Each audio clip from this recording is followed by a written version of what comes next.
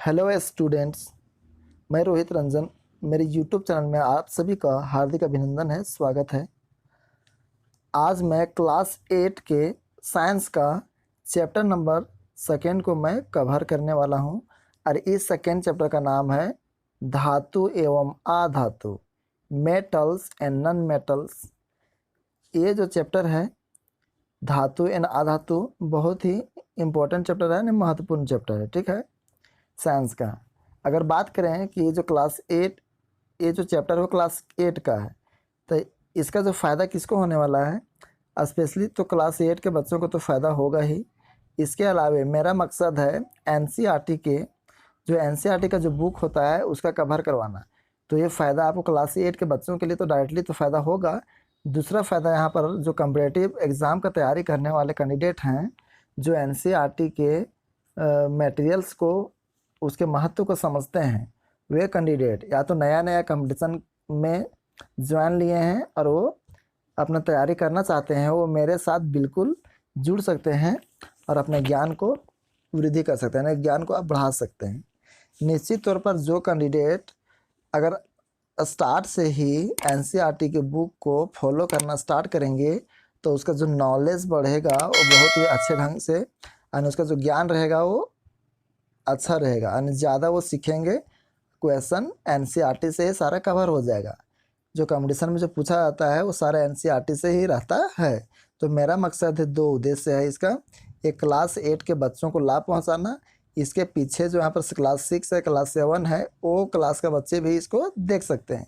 साथ ही कंपटीशन की तैयारी करने वाले कैंडिडेट्स भी इसको देख सकते हैं, ठीक है। चाहे जो भी कंपटीशन कर रहे हैं, आप जनरल कंपटीशन की तैयारी कर रहे हैं तो आप बिल्कुल निश्चित तौर पर आप यहाँ से आप ज्ञान ले सकते हैं। तो आइए जानते हैं धातु एवं अधातु। तो ये जो बुक बनाया जाता है वो मतलब एक तरह से सरकारी द्वारा बनाया जाता है, तो वो बहुत अच्छे ढंग से स्पेशलिस्ट लोग इसको बनाते हैं। इस तरीके से बनाया जाता है ताकि अच्छे से मतलब कमज़ोर से कमज़ोर बच्चा इसको बहुत आसानी पूर्वक समझ सके, सहजतापूर्वक समझ सके। इस तरह का भाषा का प्रयोग किया जाता है। तो आइए देखते हैं कि धातु और अधातु को कैसे समझाने का प्रयास किए हैं, बुक किस तरह से बनाया गया है। ये चैप्टर शुरू से अंत तक देखने के बाद आपको बहुत ज़्यादा ज्ञान मिलने वाला है। तो देखिए वीडियो की स्टार्ट करते हैं। यहाँ बोलता है, आप अपने दैनिक जीवन में विभिन्न प्रकार की वस्तुओं को देखते हैं। इनमें से कुछ के चित्र नीचे दिए गए हैं, इसका अवलोकन कीजिए और ये किस पदार्थ से बने हैं उसको आप अवलोकन करना, आपको देखना है, ठीक है। तो यहाँ पर आप एक चित्र है, यहाँ पर आप देख सकते हैं बच्चों के जैसी, और इसको आप बहुत अच्छा से समझ सकते हैं कि कौन प्लास्टिक से बना हुआ है, कौन मेटल से बना हुआ है और कौन क्या है, ठीक है। आप इसको अच्छा से समझ सकते हैं, तब बच्चा के जैसे इसमें टाइम पास करने की जरूरत नहीं है। निम्नलिखित पदार्थों के आगे खाली जगहों में से उसी प्रकार के कुछ पदार्थ का नाम जोड़िए। एल्युमिनियम हो गया, तांबा हो गया, लकड़ी हो गया, रबड़ हो गया। यानी एक लाइन में आपको धातु का नाम जोड़ना है और एक लाइन में आपको अधातु का नाम जोड़ना है। इसमें टाइम पास करने से कोई फायदा नहीं। क्या इन सभी पदार्थ के गुण एक समान हैं? जी हाँ, ये बहुत अच्छा सवाल किया है कि एल्युमिनियम, तांबा, लकड़ी, रबड़ और अन्य पदार्थ है, तो ये दो किस्म का जो पदार्थ है, ठीक है, इसका जो गुण है क्या एक समान है? इन पदार्थों के नाम नीचे सारणी में दिए गए गुणों के आधार पर अंकित कीजिए। यानी जितने भी मेटल्स होंगे, नॉन मेटल्स होंगे, उसका क्या क्या गुण है, यहाँ पर गुण दिया हुआ है सारणी में, और यही सारणी आपको बता देगा, डिफाइन कर देगा कि कौन मेटल्स है और कौन नॉन मेटल्स है, ठीक है। तो एक तरफ दिया हुआ है गुण, दूसरा तरफ दिया हुआ है पदार्थ का नाम, एक और दिया हुआ है गुण और दूसरा तरफ दिया हुआ पदार्थ का नाम। चमकीला, चमकीला होता है, तो चमकीला कौन होता है, तो यहाँ पर आप भर सकते हैं। पीटने पर फैलता है तो आघातवर्धी गुण होता है, तो वैसा चीज़ का नाम लेना है। एक सिरा गर्म करने पर दूसरा सिरा भी गर्म हो जाता है, तो मेटल्स में ऐसा होता है। तन्य है, यानी कोई भी धातु को आप खींच सकते हैं, तार बना सकते हैं, तो यहाँ पर आपको नाम देना है। विद्युत धारा प्रवाहित होता है, तो सारे मेटल्स में ये सारे गुण होते हैं, ठीक है। तो यहाँ जितना आप देख पा रहे हैं सारे भौतिक गुण हैं, ये सारा भौतिक गुण है मेटल्स का। अब यहाँ पर देखिए इसका अपोजिट चलिएगा तो धातु का हो जाएगा अधातु। धातु चमकीला होता है, पीटने पर फैलता है, जिसको आघातवर्ध्यता कहते हैं। एक सिरा गर्म करेंगे तो दूसरा गर्म हो जाएगा, यानी इसको चालकता कहते हैं। लोहा को गर्म करें आगे तो पीछे भी गर्म हो जाएगा। तन्य होता है, यानी एक मेटल्स को लंबा तार के रूप में खींच सकते हैं। जैसे कि सोना के हम लोग 2 किलोमीटर 1 ग्राम सोना से, याद रखिएगा कंपटीशन में पूछता है, 1 ग्राम सोना से 2 किलोमीटर लंबी तार खींचा जा सकता है, याद रखिएगा, ठीक है। विद्युत धारा प्रवाहित होता है, जो मेटल्स होता है उसमें विद्युत धारा प्रवाहित होता है। विद्युत धारा फ्लो करने का कारण होता है इलेक्ट्रॉन्स, ठीक है। इलेक्ट्रॉन्स में नेगेटिव चार्ज रहता है। तो ये हो गया मेटल्स का भौतिक गुण, ठीक है। इधर देखिए चमकीला नहीं होता है, तो अधातु चमकीला नहीं होता है, पीटने पर नहीं फैलता है, अधातु गुण है। एक सिरा गर्म करेंगे तो पीछे वाला नहीं गर्म होगा, लकड़ी आगे गर्म कीजिएगा तो पीछे बिल्कुल नहीं गर्म होगा। इसी तरह से ये तन्य नहीं होता है, इसका उल्टा, चमकीला तो चमकीला नहीं, ये पीटने पर फैलेगा तो ये फैलेगा नहीं, एक सिरा गर्म होगा तो ये सिरा गर्म नहीं होगा, तन्य होगा तो ये तन्य नहीं होगा, विद्युत धारा जाएगा प्रवाहित होगा तो इसमें नहीं होगा। तो ऐसा इसमें नाम लेना है, ठीक है। इसका सारा नाम यहाँ पर चैप्टर में आ जाएगा, इसलिए हम आपको जान करके यहाँ पर आपको बताया नहीं। चलिए चैप्टर पढ़ते हैं। हाँ, तो यहाँ पर सारणी देखें, ठीक है। तो सारणी में पहला जो भाग था उसमें कुछ ऐसे पदार्थ थे जिसको धातु कह सकते हैं, जबकि दूसरे भाग में जो था वो अधातु था। तो धातु किसको बोलेंगे? जो चमकीला होता है, ठीक है। एक सिरा गर्म करेंगे दूसरा सिरा भी गर्म हो जाएगा। किसी को प्रहार करेंगे भारी वस्तु से तो वो फैल जाएगा, पर चोट करने से वो फैलता है, यानी आघातवर्ध्यता एक गुण होता है। धातु को तन्यता भी एक गुण होता है। ये सब सारे भौतिक गुण हैं। तो आइए एक एक करके डीप रूप से, संक्षिप्त रूप से हम लोग धातुओं के भौतिक गुण को जानने का प्रयास करते हैं। धातुओं के भौतिक गुण तो समझ लीजिए, धातु के कौन कौन से भौतिक गुण है। धातु का भौतिक गुण क्या, जिसको हम लोग आंखों से देख सकते हैं, उसको छू सकते हैं, महसूस कर सकते हैं, वो भौतिक गुण के अंतर्गत आता है। तो धातुओं के भौतिक गुण सबसे पहले देखते हैं दिखावट में, ठीक है। जो प्रेजेंस रहता है ना, वो दिखावट।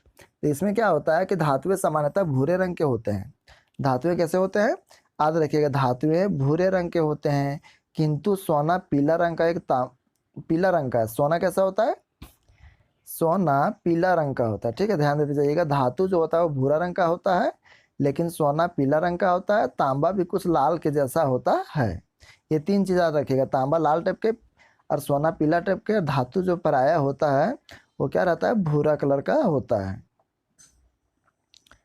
चलिए आगे देखते हैं। अब दूसरा क्वालिटी देखते हैं। यहाँ भौतिक अवस्था का बात करते हैं। भौतिक अवस्था यानी धातुएं जो होती है, अधिकतर धातुएं कमरे के ताप पर ठोस होते हैं। अधिकतर धातुएं कमरे के ताप पर ठोस होते हैं, जैसे लोहा, जस्ता, तांबा और टीना। ये सब बहुत आसानी से समझ सकते हैं, इसलिए थोड़ा जल्दी से आगे बढ़ते हैं। धातुएं कमरे के ताप पर ठोस होते हैं, ठीक है। अपवाद में, जो ये अपवाद है बड़ा इंपॉर्टेंट है। यहाँ पर कंपटीशन की जो तैयारी कर रहे हैं बच्चे, कैंडिडेट्स, वो इसको ध्यान नोट कर लीजिएगा दिमाग में। पारा द्रव अवस्था में पाया जाता है। कौन ऐसा धातु है जो कमरे के ताप पर तो द्रव अवस्था में रहता है? तो पारा आपको नाम रखना होगा, ठीक है। तो इस तरह से भी चैप्टर शुरू हुआ है और आपका इंपॉर्टेंट प्रश्न बनना शुरू होगा। धातु से जो प्रश्न आएंगे वो इस चैप्टर से आपका पूरा कवर हो जाएगा।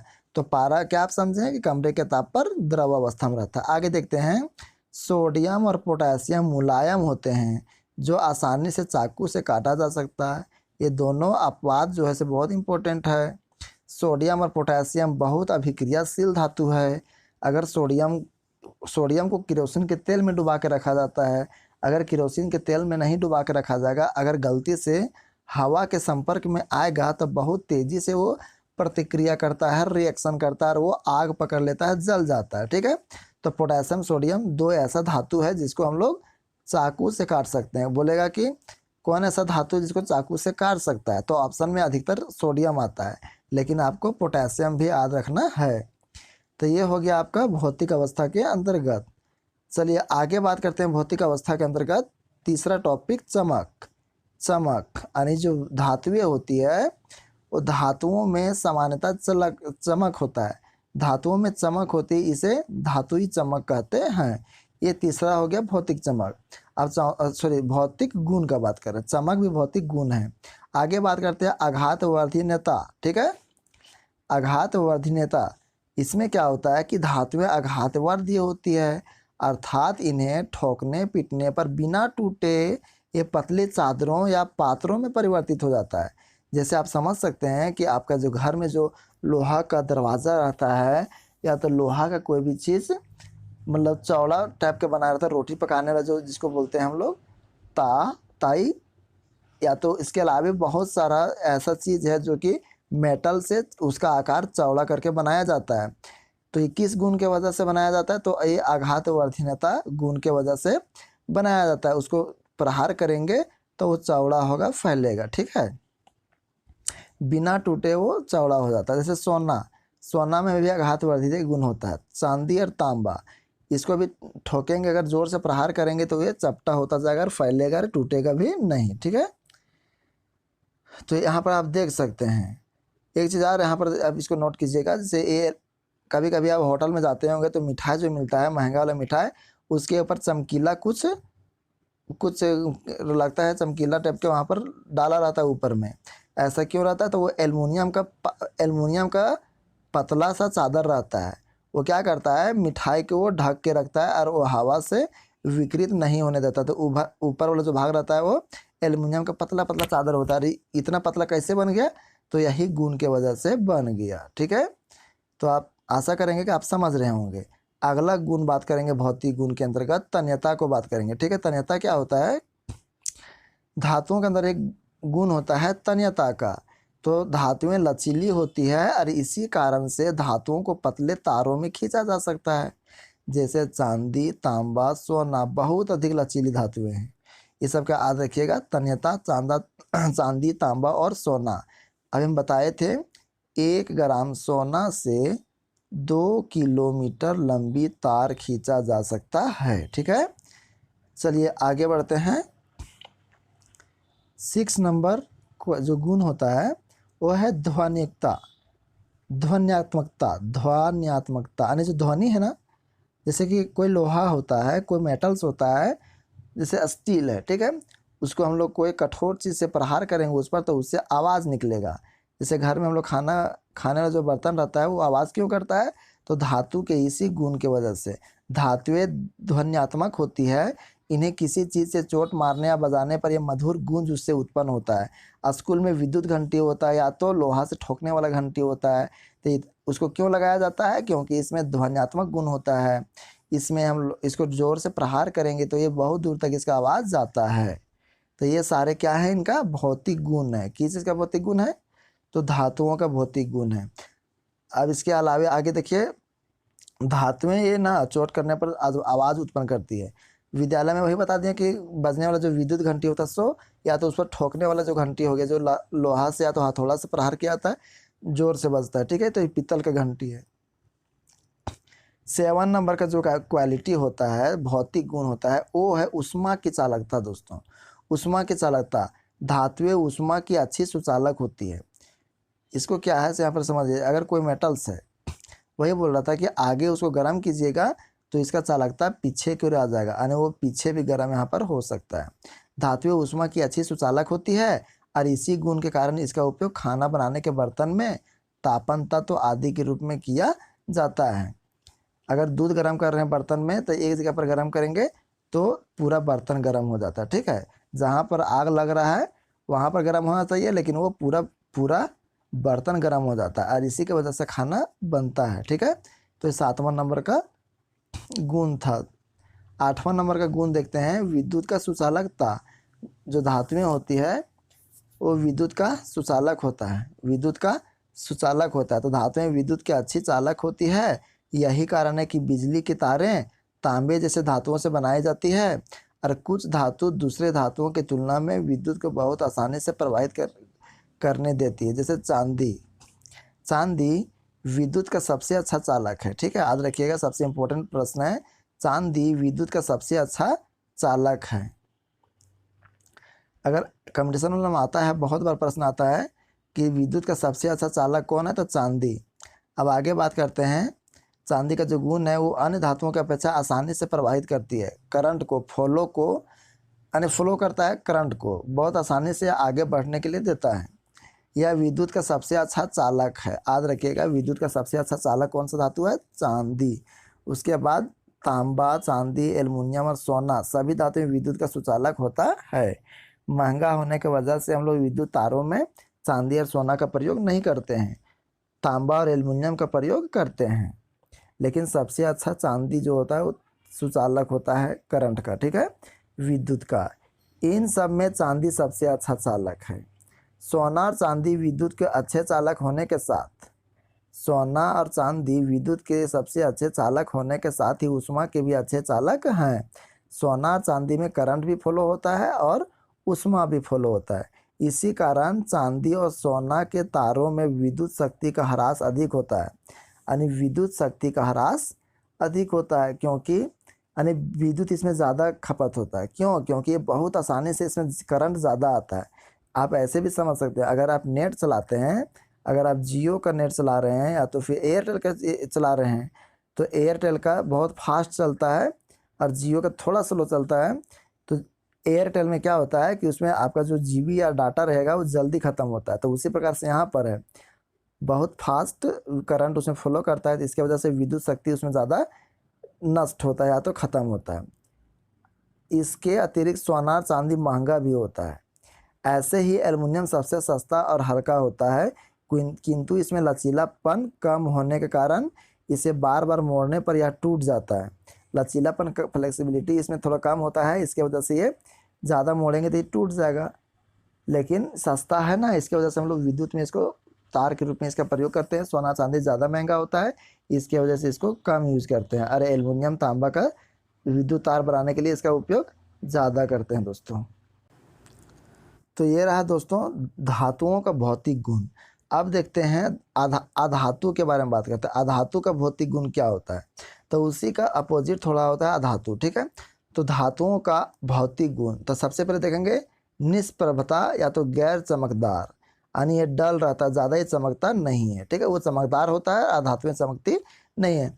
अधातुएं निष्प्रभ होती है, लेकिन यानी ये ज़्यादा चमकदार नहीं होती है। तो अपवाद में ग्रेफाइट और आयोडीन। याद रखिएगा दोस्तों, बहुत इंपॉर्टेंट प्रश्न है। कौन ऐसा धातु जब चमकदार होती है? तो ज़्यादा आता है आयोडीन। ग्रेफाइट भी याद रखिएगा, ठीक है। ग्रेफाइट से क्या प्रश्न बनेगा? कौन ऐसा धातु है जो विद्युत का सुचालक है? तो ग्रेफाइट जो है सो विद्युत का सुचालक है, इसमें विद्युत जाता है। जबकि एक ऐसी है अधातु है। एक और अपवाद में आता है कि कौन ऐसा धातु है जो कठोर होता है, ठीक है।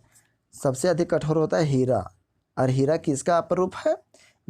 तो कार्बन का 2 अपरूप है, एक ग्रेफाइट और एक हीरा।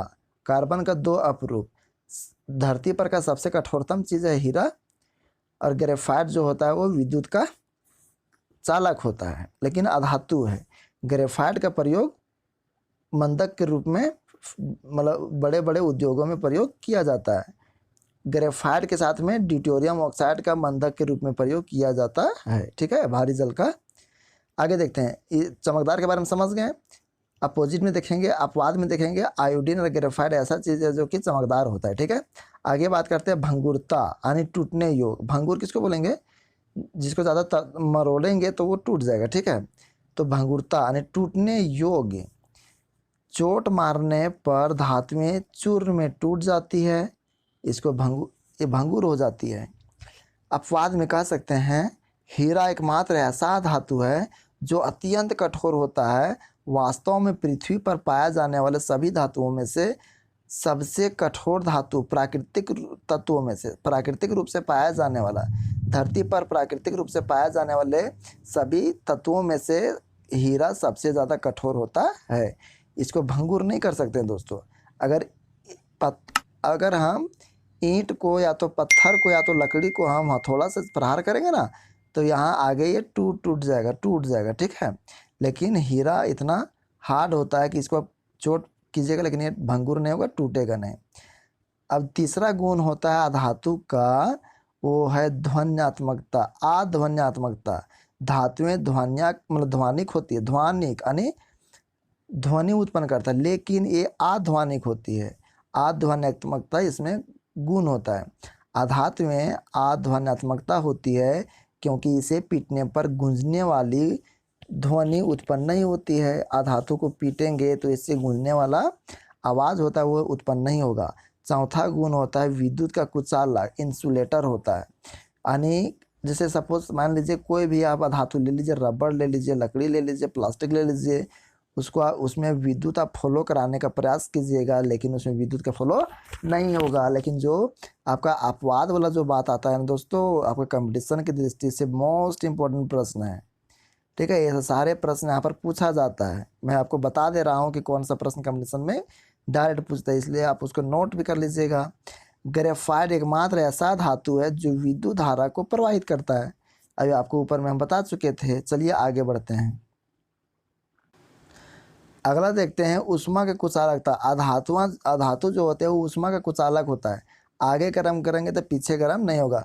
अधातुएं ऊष्मा की कुचालक होती है क्योंकि इनसे होकर ऊष्मा का स्थानांतरण एक स्थान से दूसरे स्थान तक नहीं होता है। ऊष्मा का स्थानांतरण एक स्थान से दूसरे स्थान तक नहीं होते। यहाँ पर लक्षण देख लीजिए आप, धातु और अधातु का भौतिक गुण का तुलना कर रहे हैं। अच्छा से देख लीजिए, जो पढ़ लिए उसको देख लीजिए। भौतिक अवस्था, चमक, कठोरता, घनत्व, आघात वर्धनीयता, लचीलापन और ध्वन्यात्मकता, ये सारे गुण धातु और अधातु में होता है। धातु में क्या चीज होगा, अधिकतर ठोस, अधिकतर जो होता है वो ठोस अपवाद। जैसे पारा क्या है, ये अब बता चुके थे, पारा द्रव अवस्था में पाया जाता है, ठोस होता है लेकिन वो अधिकतर, ये पारा जो है जो कि वो द्रव अवस्था में है, बाकी वह अधिकतर ठोस रहता है, ठीक है। अधातु में क्या होता है कि तीनों अवस्था से ठोस, कार्बन, तीनों अवस्था में ठोस रहता है। आयोडीन जो होता है, आयोडीन द्रव, ब्रोमीन एक ऐसा अधातु है, ब्रोमीन एक ऐसा धातु है जो कि द्रव अवस्था में पाया जाता है। कौन ऐसा धातु है जो कि द्रव अवस्था में पाया जाता है, तो ब्रोमीन बोलिएगा, ठीक है। और गैस का बात कीजिएगा तो ऑक्सीजन, हाइड्रोजन, ये सब है। यहाँ पर देख चुके थे, आयोडीन का बात किए थे कि आयोडीन जो है सो एक ऐसा धातु है जिसके अंदर चमक होता है। ग्रेफाइट में भी चमक होता है, ठीक है। चमक का जो गुण होता है वो धातुओं में होता है, लेकिन आयोडीन और ग्रेफाइट अधातु होने के बावजूद भी वो कैसी उसमें चमक है। हीरा कठोरतम धातु है, धातु का गुण, हीरा कठोरतम अधातु है। धातु का गुण होता है कठोरता, ठीक है, लेकिन सोडियम और पोटेशियम कठोर ना होकर के मुलायम होता है। इसको आप चाकू से भी काट सकते हैं, ऐसा धातु है। लेकिन यहाँ पर अधातु का गुण होना चाहिए मुलायम होना। यहाँ पर हीरा अधातु है, लेकिन धरती पर का सबसे कठोरतम अधातु है हीरा। अगला बात करते हैं। अगर हम बात कर रहे हैं कि सुचालकता के आधार पर, विद्युत का सुचालकता के आधार पर, तो चांदी सबसे अधिक सुचालक है, ठीक है। सबसे तेजी से ये करंट फॉलो करता है चांदी में।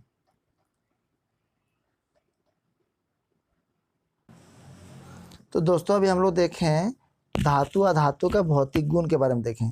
अब धातु अधातु के रासायनिक गुण को हम लोग अगले वीडियो में देखेंगे, क्योंकि ये वीडियो बहुत ज़्यादा लंबा हो जाएगा, इसलिए धातु अधातु के भौतिक गुण को हम लोग देख लिए। अब अगला वीडियो में हम लोग देखेंगे धातुओं के रासायनिक गुण के बारे में, ठीक है। तो वीडियो को यहीं स्टॉप करते हैं, फिर मिलेंगे इसके पार्ट 2 में। तब तक के लिए धन्यवाद, जय हिंद। सभी दोस्त चैनल को ज़रूर सब्सक्राइब करेंगे, जो सब्सक्राइब नहीं किया ज़रूर सब्सक्राइब करेंगे। चैनल, ये वीडियो को भी शेयर आप ज़रूर कीजिएगा, ठीक है।